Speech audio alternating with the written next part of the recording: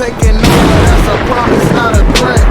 Uppercut season off top, you stop breathing. Said, yeah, I mean, we do have some boxing. You know, we do have boxing this coming Saturday.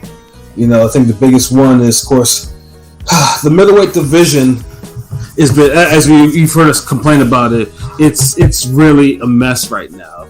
You know, for a lot of different. We got one champion that has not fought since Juneteenth of last year, Juneteenth weekend of last year, and straining his back, doing something or whatever the fuck, and has yet to have announced whether or not he's going to he's going to fight again this year or not.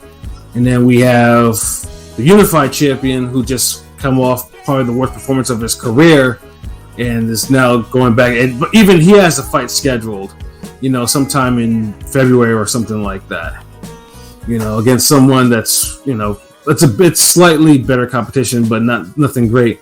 And then you have the WBO champion, Janibek Alimkhanuly, aka Kazakh style, and to his credit, I mean, you can only do what you can only do what you can have to do. I mean, because unfortunately, Demetrius Andrade, that was his mandatory. Demetrius Andrade, was flip flopping a little bit too much, and I'm an Andrade fan, but yeah, even I can't really condone what the fuck he did for this shit. He was supposed to face him, and then he said, "Oh, I'm going up to 168, and we'll use this and try to become a Canelo mandatory." And then he doesn't do that fight, and he's like, "Oh, I'm gonna come back there." And then he's like, "Hey, you have a couple times you have to make this fight."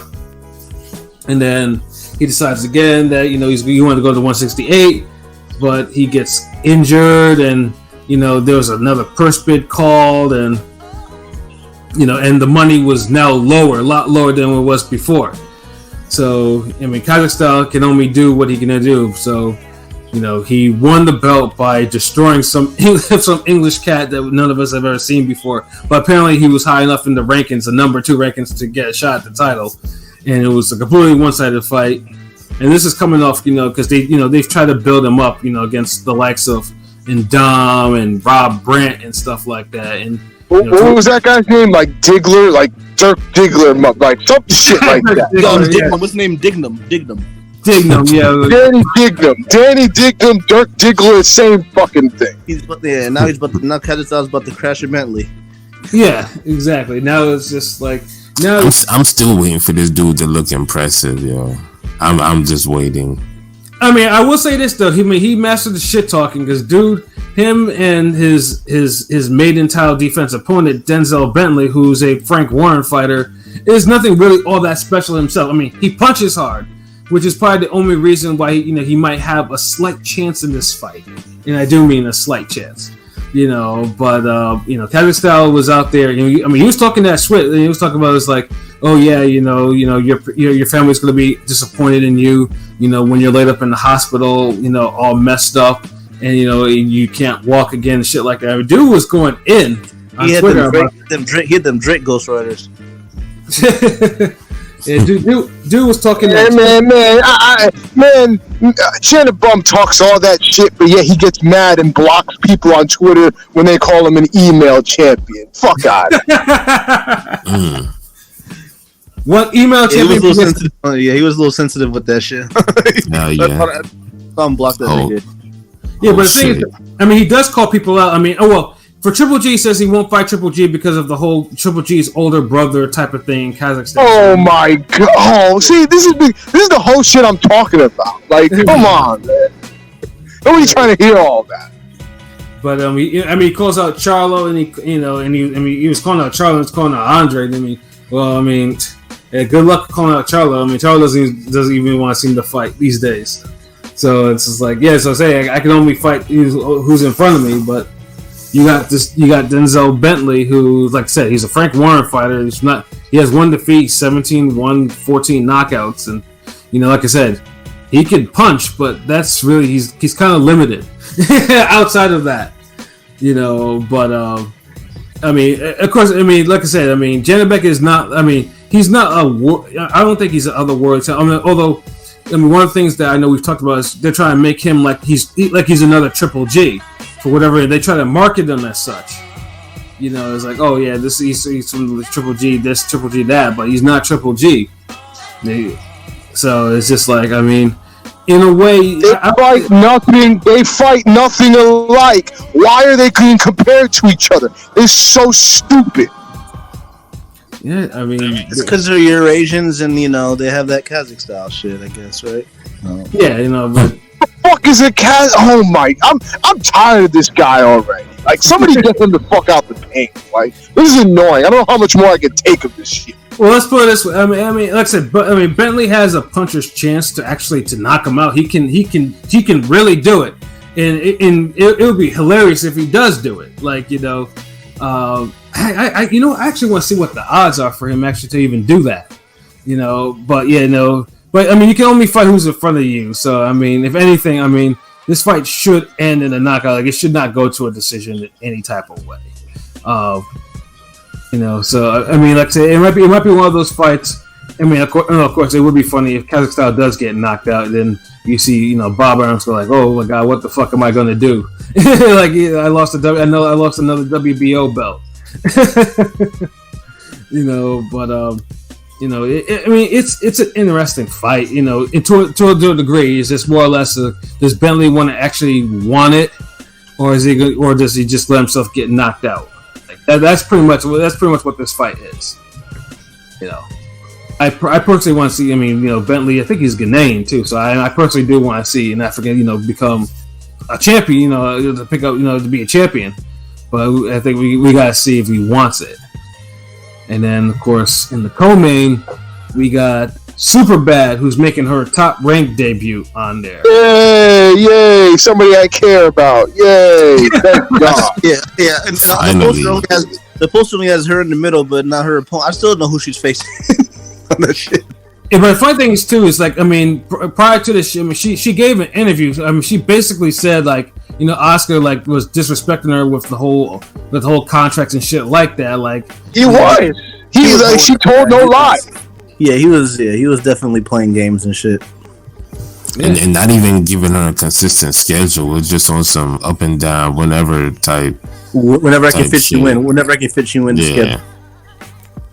Yeah, and not understanding, like, she's garnering her own fan base. She's actually a world champion. She's popular for a lower women weight division. She's actually is more popular than I'm just saying she's she has more notoriety than any other woman at that lower weight classes have by far. Right. Yeah. Right, and in all the fights that Asa could have made another fight with Esparza or something like that, but no, he was just like, "Oh yeah, I'll get to you when I get to you," and it's just like, hey. And it's hilarious to me because it's like, I always give Eddie Hearn his props for what he's done with women's boxing, because he's fucking taking it like seriously. The thing with like the other promoters, like, they're just in the, like, Top Rank, for example, Top Rank is not in the business of women's boxing. They're in the business of Michaela Mayer, and they've done that very well. And now they're in the business of Sinicia Estrada. Before, Golden Boy was not in the business of women's boxing. They were in the business of Sinicia Estrada. So if you're going to be in the business of Sinicia Estrada, at least do fucking right by Sinicia Estrada. You can't even run that properly. One fucking fighter. And it's funny because Bob used to shit on women's boxing, but now he sees it picking up a little bit. So let me sound Superbad, like, he used to like hardcore shit on women's boxing. I mean, Bob, don't get it twisted. I don't think Bob has much interest in women's boxing as a whole. Just a few fighters, but at least he knows what to do with those few fucking fighters that he had. Facts. Yeah, he realized, like, hey, I need to have them fight. That's what it is. It's like, it's she ain't rocket science. Yes. So at least it's like finally she's getting a shot at being a good TV star. Now, I mean, her opponent though isn't anything home to write about, unfortunately. But where do they keep finding these Argentine fighters? It's always an Argentine fighter that they keep finding. Like none of them is actually like panned out. Like the person she's fighting is like 6'1" with 2 draws and 1 KO. Like where do they find these fighters? From Argentina, duh. Yeah, that's what I'm saying though. But it's like, do they like someone from Top Rank must go to these damn Argentine club shows down there and be like, yo, this is it right here. Like, you know, maybe Maidana's giving everybody the hookup. I was gonna say, she knows the plug. Narcos Madonna. Seriously, I always, because every single time that it's. I mean, so in this case, this is pretty much like a showcase fight for Superbad. But you know what? She deserves. I mean, she's allowed one. Like, I'm not gonna complain about, like, because after the shit she went with Oscar, like, yeah. If they need to give her a showcase fight, fuck it, let her have. Well, hopefully it's not that one with the one she fought on the chick on the zone, the teacher Brooke. Yeah. Not as bad as that fucking teacher one. Yeah, that teacher one was never. That one never sat right with me, because it was just like either she's a diamond in the fucking rough, or she has the padded of all padded records, and Yeah, dude. Of course. Yeah. That was horrible. Like, Top Rank. I mean, Golden Boy. I mean, someone probably needed to be sued for that. But hey, but at least it's good to have her back in the ring or whatever. So if anything, I mean, usually, since Estrada does have some pop, you might actually get a fade or so, in those two main fights, and then also we have the rest of the Top Rank. The usuals, Carlos Balderas, who's trying to rebuild, and then you have Lindolfo Delgado, who's coming off it seemed like he probably the forgotten fight of the year against Omar Aguilar, so it's like he's coming back. After winning that fight. Side note, sidebar. Why is it that, like, Carlos Balderas gives me that, like, vibe of, like, the mixtape rapper that was supposed to blow up years ago but never did? Yeah, I mean, Drew had a lot of like things until he got KO'd on that PBC card, and like he got destroyed in that PBC card. I shouldn't even say. I think Muratala's on that too, if I'm not mistaken, right? Ryan Muratala. Yeah, Raymond Muratala's on there too. And then that giant Mexican heavyweight that they have in there, who I think almost got knocked out the last time he got there, or some shit like that. I mean, and then what's his name? Javier Martinez. So yeah, they have the usual, like, Top Rank knows what to do with their prospects. Although we'll see if any of them, if it's gonna be like the last Top Rank card where they're all gonna be in competitive fights, where there's a threat that they'll get, where there's a threat that they'll actually lose. Well, like the last card they had their cycle, then they loaded December 10th, the same night as that Bud fight. This is kind of like their. If this is kind of like their B team prospect list, you know what I mean? Yeah, but I mean, at least these guys. I mean, all of them. Well, except for that 6'9" Mexican heavyweight, because I think that dude. I don't believe in that dude. I think I like Muratala. Muratala's a damn good prospect. Yeah, Muratala is good, and Delgado is also good too. Balderas is just like P said, like he's like a mixtape rapper. Like he's just like you don't know if he's gonna blow or not, because they have to. He's been taking the kind of lightly ever since he got KO'd in his only loss. Then they got Castro Diaz back again. That boy be fighting a lot. Floyd Diaz. He's on. I don't think is he on there. I don't see him on there. I see him on BoxRec. I'm pretty sure. Well, like I say, Top Rank knows how to keep their prospects busy. He's fought like April, June, July, August. I mean, shouts out. That's dope. I mean, that's how it's supposed to. No. They know how to keep their prospects busy. That's why all their cards, are basically WWF main event 1988 status. Yeah, exactly. WWF superstars at 12 o'clock on a Saturday afternoon type card. Yeah, and of course, one of the sons of Fernando Vargas is on there too. The one that actually signed the Top Rank. So they got Shihai on there too. Yeah, this is their BT. I mean, it's decent. It's decent. It's decent. Man. Yeah, no. I mean, but let's say low-key a jobber festival. Well, we'll see. I mean, let's say. I mean, we've already had enough jobber festivals. So what's one more? Exactly. Let's close out the year. With more, I mean, at least this is not Top Rank's final card. This is just hey, we got Vegas doubleheader. We got Superbad now. Woo! We got Kazakhstan. we're defending a middleweight. He's defending his middleweight title that he won via email. So this is kind of a showcase doubleheader. I mean, most of the top-ranked doubleheaders are a little more competitive to some degree, but I don't know. We'll see what happens. Yeah, of course, it would be a nightmare if the main event and the co-main event and there's upsets in them. Like that'd be a nightmare. And of course, I'd love it because it'd be fun. It'd be hilarious. Fuckery. Yeah, it'd be pure fuckery. We need some of that to end the year, low key. Oh, salute, Lone Star Steph. I see him in. I just saw him in there. Salute. But and then other than that, we have another card, from DAZN. And this one, the funny things too is this is like a showbox card. Like if you to see the talent that it actually has on it, it's like a showbox, a new edition card, and you can't really blame Eddie for it, but it's like one of those. It's a card that probably needed a bigger fight and then it would probably it would probably pop more because Montana Love. I mean, Montana Love is probably one of his best acquisitions that he's got like in recent time. Like there's no question about that. Eddie, how Eddie got him is beyond me, but Eddie did it. So I mean, Eddie's still trying to make his way into the American. He's signed a lot of American talent. Yeah. So he's trying to get that be honest, that urban American market. Yeah, he's trying to get the urban American market. Yeah.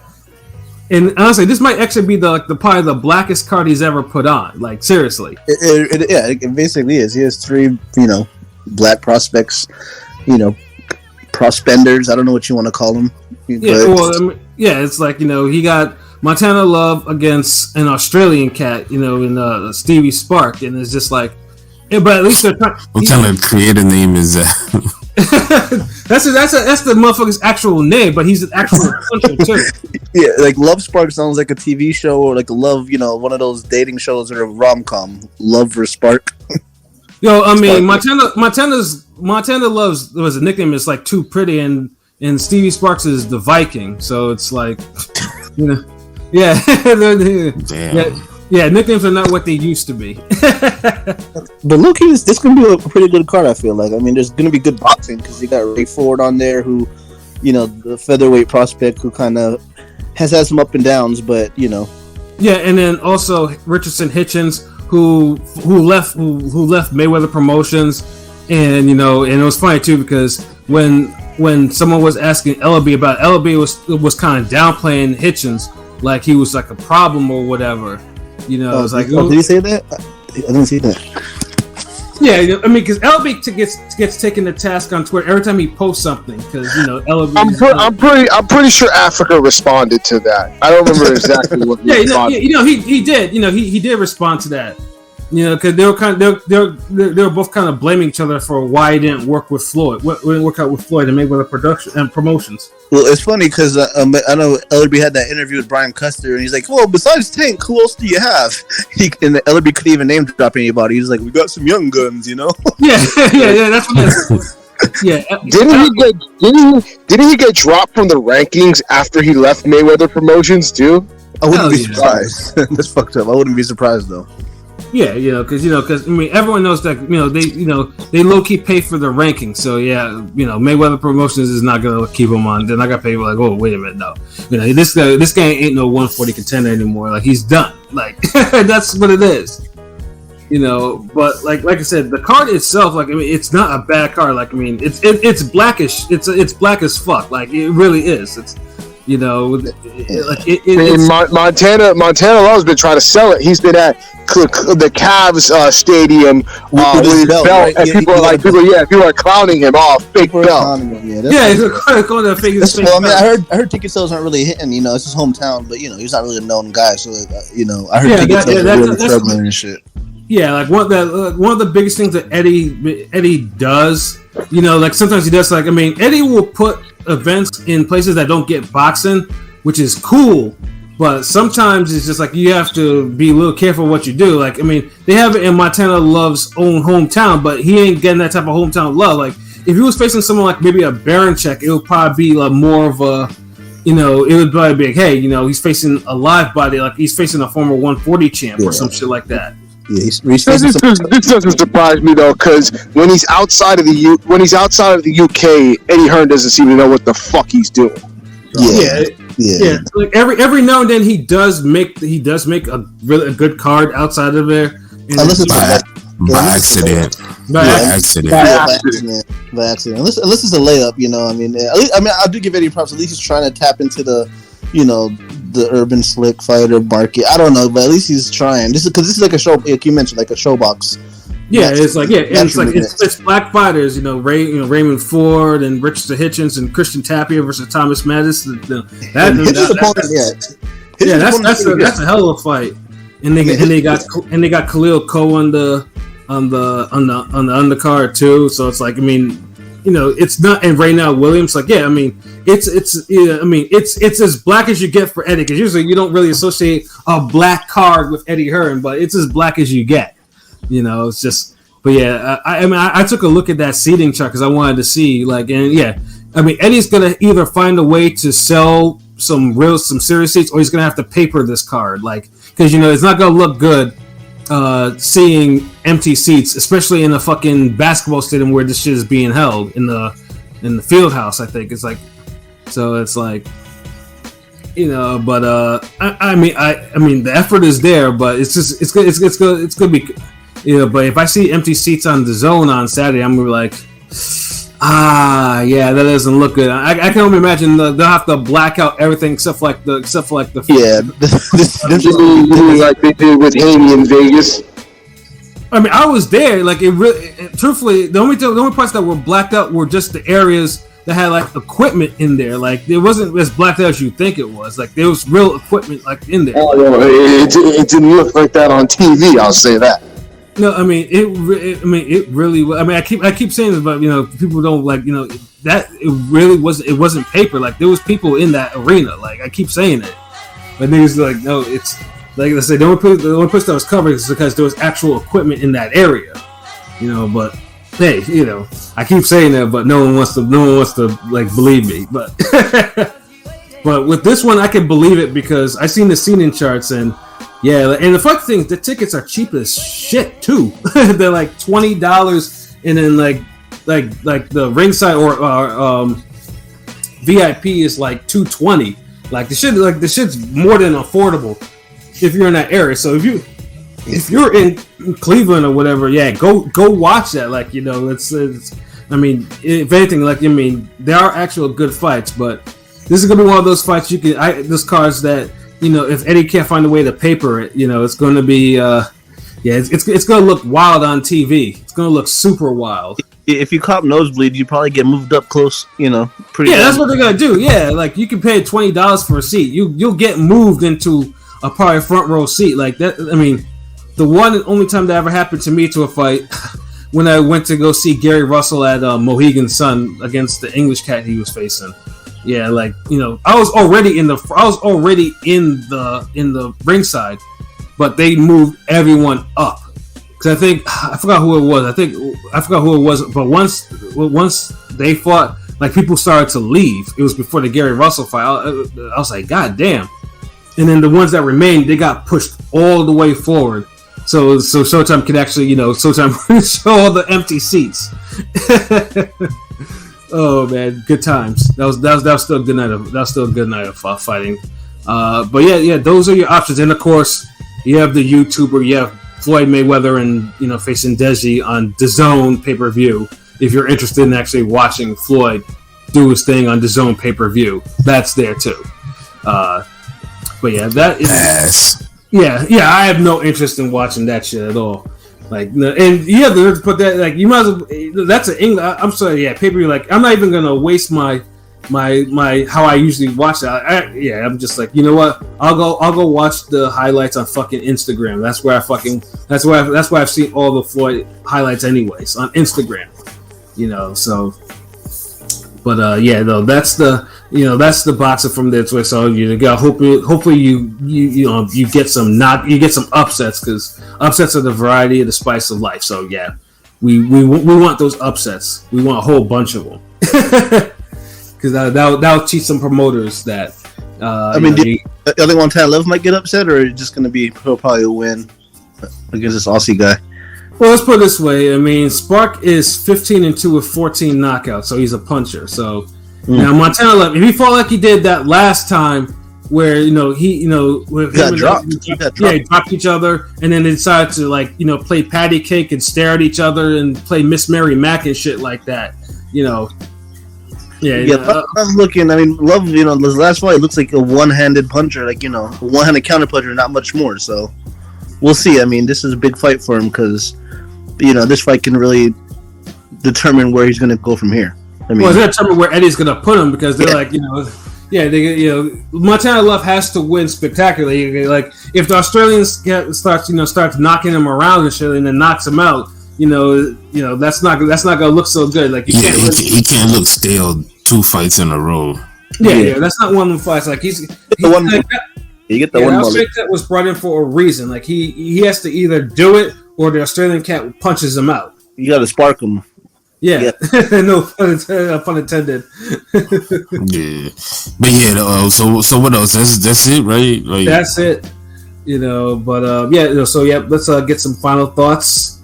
LB, your final thought?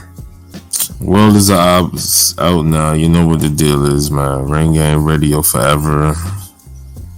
Ever. Forever. Tired now. These niggas just going on and on. I'm just like, oh my god, like what the fuck else is it to talk about with this nameless ass card, yo? And then P, your final thoughts? Good week of boxing. Now it's slowing down. Hopefully we get some fights for December that's unannounced, but I will hold my breath. It is what it is. So, Ring Gang all day.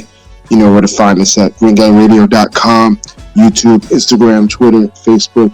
You know the vibes. We out here. Yes, sir. Pilot? Not much. I think this is the last big card until Chocolatito on early December and Estrada 3. So enjoy it because we don't get much boxing after that. But you know where it's at. Ring Radio all day, every day.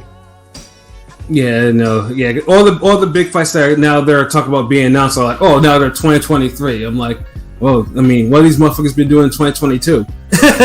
They should have some, at least one of them in December, though. But hey, maybe we'll see if we get a surprise one. But other than that, I don't have much to say other than that Frank Martin fight and what's his name? Rivera, Michelle Rivera. Yeah, that's a pretty good fight. Yeah, absolutely. Yeah, and hopefully they actually build something around that fight too, like a card or something. Like, make sure you give them all the exposure you want. They need. But yeah, other than that, we see you guys. You guys like to take our video, so keep listening, keep sharing that. Because that's a whole bunch of real talk on that, and also the shit. Also what we talked about last night with Kyrie Irving. So yeah, definitely listen to that and let everyone know. So we got that real shit you want and need. So you listen, you like, subscribe, comment, and then tell your friends to do the same. And we can all be friends because we do this shit for y'all. So yeah. So for myself, Pat Scorpio, the New England representative, for LB Shuttleworth, the God, the GOAT artist, for King P, Bodega P, and for Conscious Pilot. This has been another wonderful episode of Real Talk, where as always, if shit's real, we talk about it. So until next time. Peace.